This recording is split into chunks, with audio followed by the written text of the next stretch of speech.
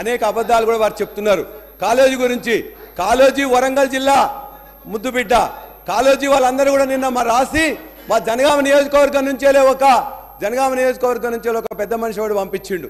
ఎందుకంటే మీరు రాసిన తర్వాత చూసిన తర్వాత ఆయన కూడా చిన్న కవి చివరిగా ఆయన చెప్పిండు, అధికారం వచ్చిందని అహంకారపడుతున్నారు, ప్రాజెక్టుల హక్కులన్నీ పరాయిలకు ఇచ్చిండ్రు, ఇదేనా మార్పు అంటే అంతెత్తున దూకుతున్నారు, తిట్ల పురాణం పెట్టి తిక్క తిక్క చేస్తున్నారు.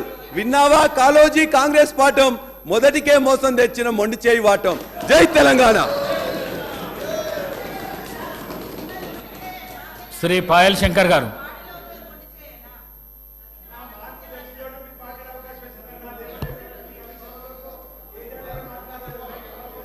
ధన్యవాదాలు అధ్యక్ష. పాయల్ శంకర్ గారు. ఆదే శ్రీనివాస్ గారు ఒక్క నిమిషం. అధ్యక్ష, మార్పు అంటారు కదా, మార్పు ఈ ప్రభుత్వం ప్రజలు చేయడం వల్లనే, నియంత్రిత పరిపాలన తెగించడం వల్లనే ఈరోజు పల్లా రాజేశ్వరరెడ్డి గారికి మాట్లాడే అవకాశం ఇచ్చి తప్ప, లేకపోతే వారికి మాట్లాడే అవకాశం ఎక్కువ చాలా కుటుంబ సభ్యులు తప్ప హరీష్ రావు గారు కానీ కేటీఆర్ కానీ కేసీఆర్ వాళ్ళే. ఈరోజు ప్రభుత్వం మార్పు జరిగింది కాబట్టి మీరు మాట్లాడే అవకాశం వచ్చింది. మార్పు గురించి మీరు మాట్లాడాల్సిన అవసరం లేదు. ప్రజలు గత 9.5 సంవత్సరాల నియంత్రిత పరిపాలనకు తెరదించే మార్పు తీసిన కాబట్టి మీకు మాట్లాడే అవకాశం వచ్చింది. అట్లా సంతోషపడుతుంది. కానీ మీరు కాంగ్రెస్ పార్టీ 60 రోజులు అయితే అధ్యక్ష మీ సమూల మార్పులు చేయబోతున్నాం. ఈరోజు సమూల మార్పులు చేయబోతున్నాం. 5 సంవత్సరాలు ప్రజలకు ఇచ్చిన హామీని నెరవేర్చాం అధ్యక్ష. ధన్యవాదాలు అధ్యక్ష.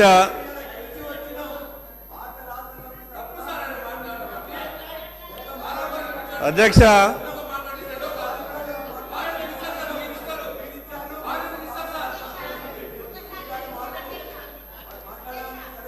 పోచారం శ్రీనివాసరెడ్డి గారు.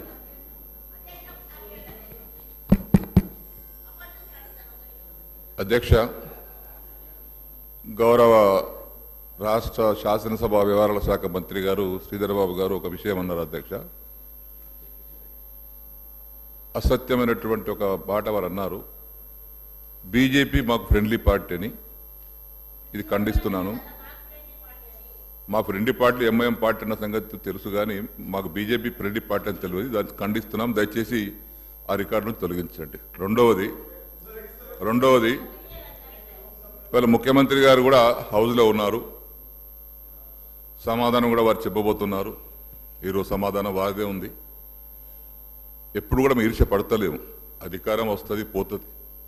తమ చిన్న వయసులోనే ముఖ్యమంత్రి అయ్యారు. అభినందిస్తున్నాం. మేము కూడా పూర్తిగా సహకరిస్తాం కూడా.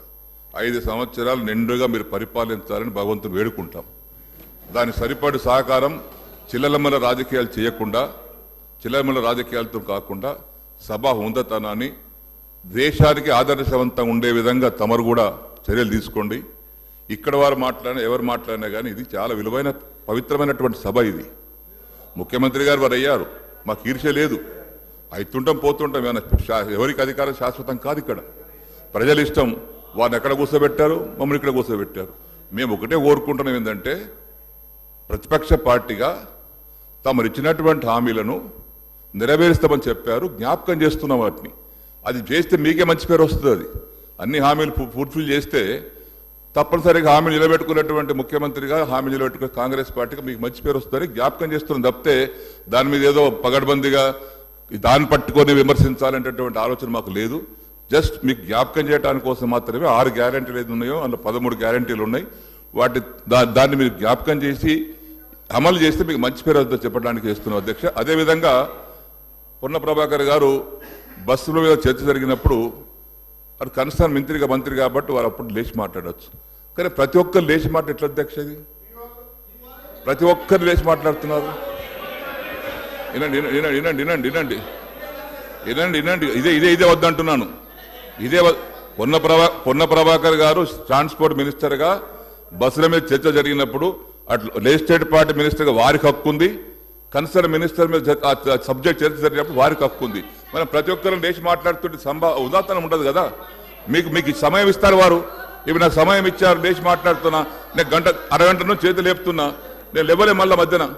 వారు అనుమతిస్తేనే అనుమతిస్తే లేచి మాట్లాడుతున్నాను. దయచేసి మీకు చాలా మంది కొత్త వారు ఉన్నారు తమ్ముళ్ళు.